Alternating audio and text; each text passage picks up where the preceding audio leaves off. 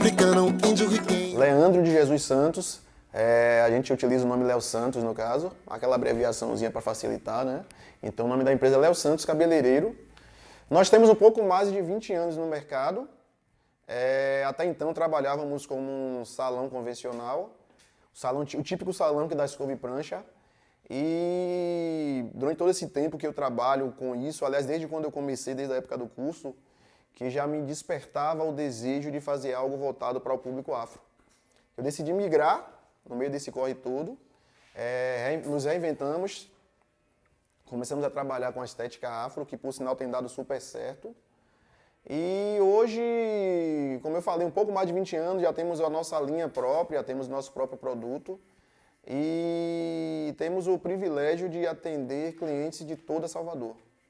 Pessoas pretas da periferia não acessam o manual de empreender, né, logo quando decide fazer carreira em alguma coisa.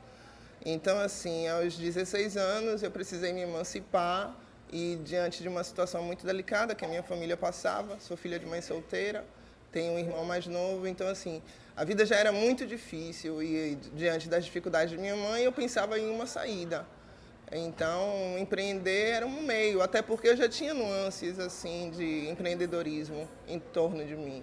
Seja por meio da minha própria mãe, que foi ambulante, já vendeu revista em sebo, já teve loja de fliperama, trabalhou com jogo de bicho. Então, assim, minha mãe ela também buscava alternativas fora da contratação formal para sustentar a casa. Então, eu não vi como não fazer isso também, né?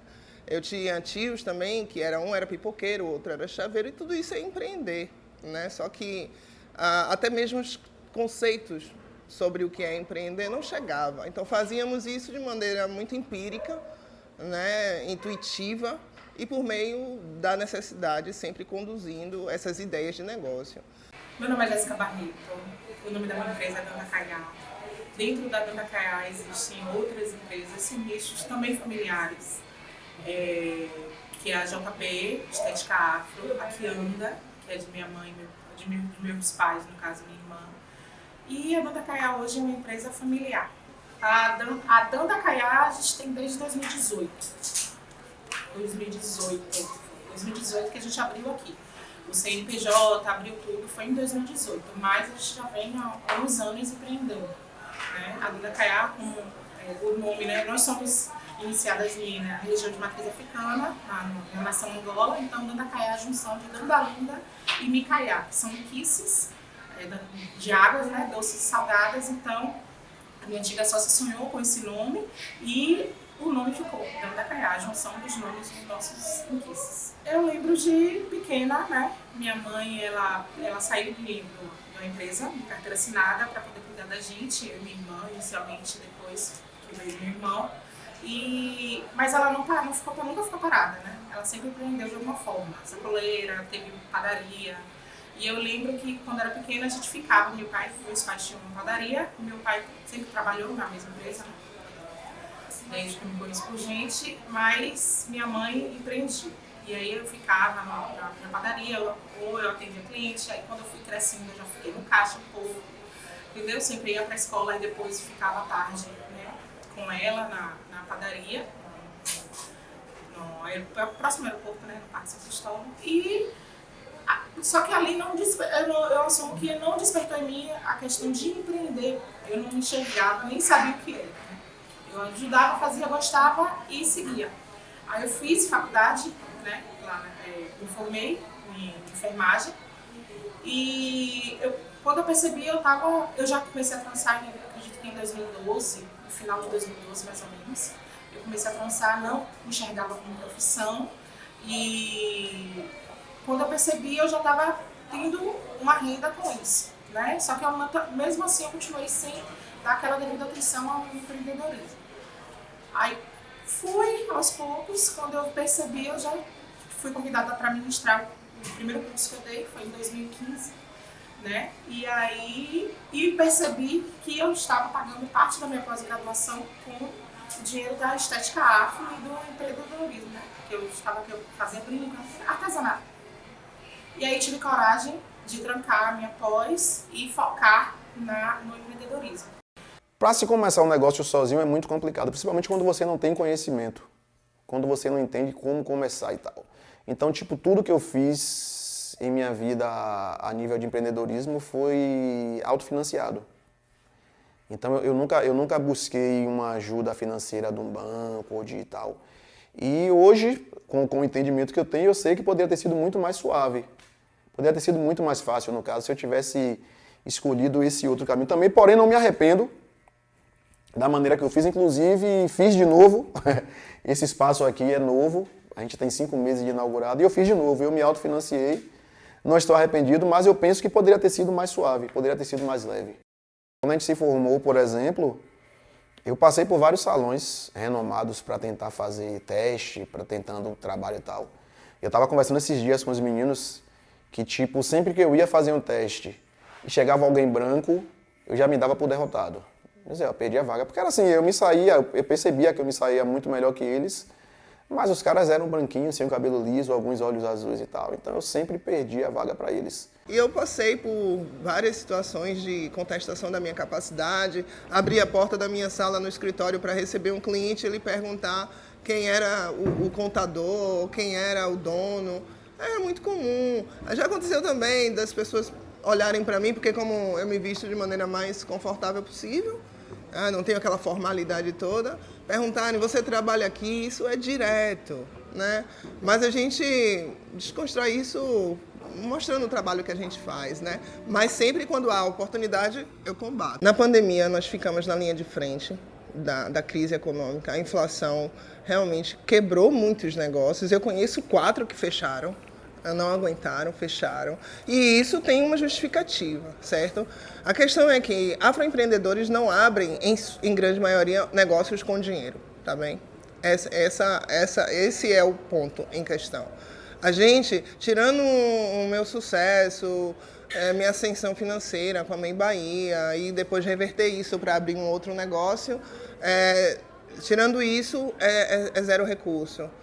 A gente abriu Roma com microinvestimentos de pessoas pretas, físicas.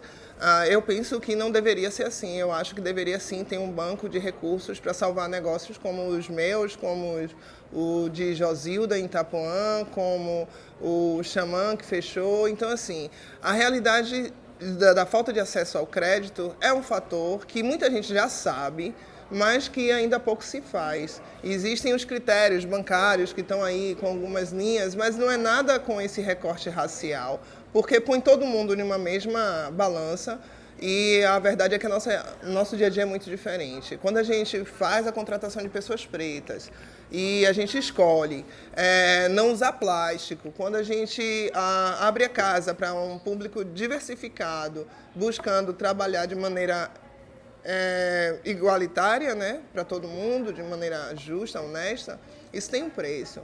E às vezes esse preço não custeia as contas desse negócio. Então a gente vai no dente ali, lutando muito para ver se consegue um investimento maior que nos dê essa sustentabilidade, ou então a gente vai seguir mesmo até que a coisa realmente aconteça. Mas hoje, atualmente, quem financia os negócios pretos nessa cidade são os clientes. O consumidor baiano está super consciente, ele sabe o valor que tem o dinheiro, ele sabe muito bem o impacto que é gastar aquele dinheiro em um espaço preto. Então eu posso dizer que se não fosse isso, essa consciência, seria mais um negócio de portas fechadas. O primeiro salão que eu trabalhei, por exemplo, só tinha um espelho preso na parede, meu material ficava no chão, no cantinho, e uma cadeira. E eu tinha que me virar. E foi desse pequeno salão, no caso, que eu comecei a tirar uma graninha já. Eu me lembro que com o meu trabalho, com um mês de trabalho, a gente começou a conquistar uma clientela, o pessoal já conseguiu reformar o salão, já conseguiu colocar um espelho legal, umas coisas legais. Hoje nós somos mais conhecidos, então, tipo, boca a boca ajuda pra caramba, as redes sociais também, pra gente foi um divisor de águas assim e tal. Mas o que aconteceu foi, tipo, enfim, eu migrei, acredito, do dia pra noite. Eu fui pra casa e decidi, a partir de hoje eu vou me dedicar ao atendimento afro. Do dia pra noite. Cheguei no outro dia, eu já não fazia mais escova, não fazia mais progressiva, não fazia mais... Não, agora eu corto o cabelo e trabalho com afro. Eu nunca fiz um curso específico para trabalhar com afro. Eu sou autodidata mesmo. Há tempos que a gente observa que... Enfim, acho que quem é preto sabe do que eu estou falando no caso.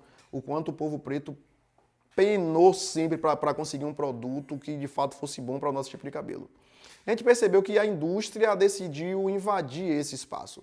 Então todas as empresas que antes não discriminavam passaram a produzir para preto. Porém, são pessoas que sequer tiveram o trabalho de estudar a nossa estética, de estudar o nosso filho, de estudar a nossa pele, e simplesmente fizeram produtos para vender. Em resumo, eles finalmente descobriram que o público preto consome, que nós temos poder de compra. É aí que entra a linha Santos Cachos. Nem sempre ser uma mulher preta empreendendo significa ser afirmativa, tá bem? É uma complexidade de coisas. Eu posso abrir 10 espaços pretos e não ter compromisso nenhum com as pautas que o movimento negro ou que a nossa conscientização demande, né? Obviamente. Chegar uma pessoa preta no meu restaurante e ser mal atendida. Eu considero isso contrário a uma ação afirmativa. Então, assim, eu busco trabalhar isso o tempo inteiro, mas eu também estou me desconstruindo em muitos aspectos, né? A minha equipe ela é formada majoritariamente por pessoas pretas. Então, eu não posso conduzi-los o tempo inteiro como líder, dizendo que eu tenho plena consciência. Eu também estou em desconstrução, eu também estou em exercício, mas eu busco praticar. Então, sim, quando eu empreendo, quando eu olho de forma individual cada um dos meus colaboradores, quando eu penso que eu preciso, a partir dali, paralelo ao objetivo com fins lucrativos, também formar, também direcionar, eu tenho todo um cuidado. E é um terreno muito delicado, porque a gente ainda está lidando com muita coisa. Então, como é que faz isso? Afirmar o tempo inteiro 24 horas é um exercício, né? Se eu dissesse que sim, eu faço isso, eu provavelmente vou escorregar em algum momento em que eu mesma não me dei conta de uma prática que seja excludente, de uma prática que seja diferente dos objetivos coletivos, que é uma construção em conjunto, né, que é essa formação que estamos construindo em sociedade. Também acho que meus colaboradores não têm ainda essa consciência 100% do seu papel em uma empresa desconstruída, né? É difícil até para isso. Muita gente nem sequer acredita que é possível moldar, ajustar aqui, conversar sobre a necessidade de faltar, ou dizer, olha, hoje eu não estou me sentindo bem, eu não venho trabalhar. Então, assim, há ainda uma resistência muito grande de pessoas pretas em lidarem com essa liberdade de ser ele mesmo, ela mesma, e caminhar para um objetivo coletivo, mas se protegendo e se resguardando. Então, assim, não é uma missão fácil. A gente sabe disso e a gente vai ficar o tempo inteiro exercitando isso diariamente com cada coisa que vai ocorrer. Entende? No Malembe já ocorreu uma situação em que um funcionário meu foi abordado por uma cliente branca e que pediu para ele segurar a porta do banheiro. Eu achei aquilo um absurdo, né? Mas aí, naturalmente, em uma empresa vai entrar sempre um questionamento. Eu vou lá e reclamo com a cliente, explico a ela que esse espaço, isso não vai ser aceitável, e aí perco um cliente e gera um conflito. Foda-se. Desculpa. Foda-se. A gente vai barrar isso, mas isso é um corte na própria carne, compreende? Então, exercitar isso diariamente. Primeiro que não é um trabalho solitário, você não faz isso só, você faz isso constantemente em conjunto. E segundo, que os obstáculos são muitos, a gente não consegue enfrentar isso tudo o tempo inteiro. Uma hora a gente vai se ver, eita, e já aconteceu aqui também, sabe? Havendo um desligamento e depois parar para pensar, olha que esse desligamento foi fruto de um pensamento estruturado, sistemático, racista. Partindo de uma mulher preta, sim, porque a gente não tem consciência o tempo inteiro. Precisamos ler mais, precisamos conversar mais. E é uma prática. Então, no momento que eu me dei conta de que tinha feito uma injustiça, né? Porque se uma pessoa não negra tem uma segunda chance, uma terceira chance, por que a pessoa preta, quando erra, também não vai ter? Então, desconstruir isso diariamente é muito complicado, mas a gente tenta. Eu acho que o principal eu tenho como empreendedora, na tentativa de me afirmar o tempo inteiro, que é o despertar, que é buscar ver se está certo, falar com alguém que talvez me explique melhor uma outra forma, ou então ver, não, eu errei, eu preciso reformular isso. E isso é o tempo inteiro. Não sei se isso tem fim. Acho que tão cedo não. Vamos caminhar, né? Vamos caminhar. Existe um nicho, né, de fornecedores, né, de grande escala que a gente já sabe que não são ali dirigentes, pessoas pretas, né, envolvidas, como a aquisição de sistemas, maquinário. Então, assim, tem alguns nichos que já são realmente muito bem selecionados por pessoas não negras. Mas, sempre que possível, nós sim compramos na mão de empreendedores negros, de mulheres que também trabalham no entorno da comunidade. A gente busca fazer isso o tempo inteiro. Mas é preciso dizer que não é fácil ter um negócio 100% girando economicamente em torno de todos os negócios pretos, né? Ainda mais quando a gente faz um recorte local. Salvador, se fosse para São Paulo, a gente talvez tratasse de uma outra forma, tivéssemos mais possibilidades. Mas é uma caminhada. Eu já acho que melhorou bastante. Eu hoje consigo comprar a proteína em fornecedores negros, eu consigo comprar cerveja artesanal, eu consigo comprar aquilo que a gente tem de fácil acesso nas feiras livres, por exemplo. Mas não é algo fácil. Se eu dissesse que 100% dos nossos negócios são sustentados nessa cadeia de pessoas afroempreendedoras, eu estaria mentindo, porque ainda não há, infelizmente, a disponibilidade 100% de tudo que precisamos, né? Nesse setor e em outros também. Estamos situados num shopping onde quase 100% são negros, o público passante, o comprante. Mas, se você observar, são poucas as empresas bem poucas que fornecem produtos de matriz africana. Então, isso já faz com que a gente seja alvo de uma discriminação.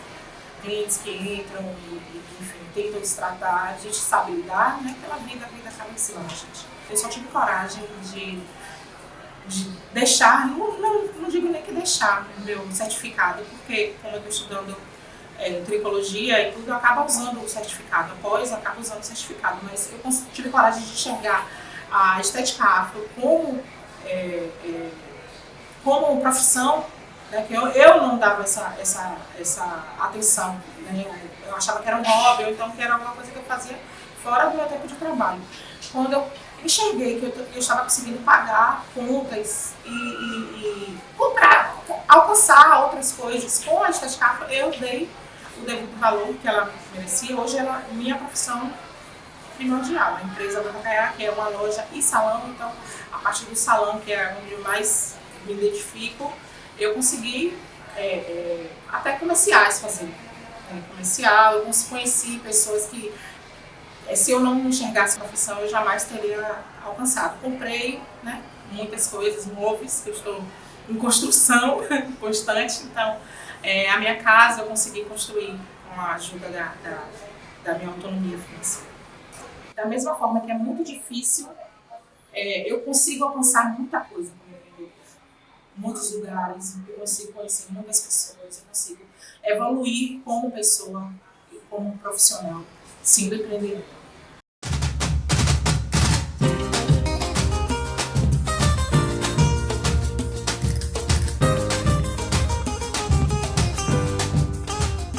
Quando a gente abre um espaço como esse, a gente está enfrentando muitas coisas, diretamente.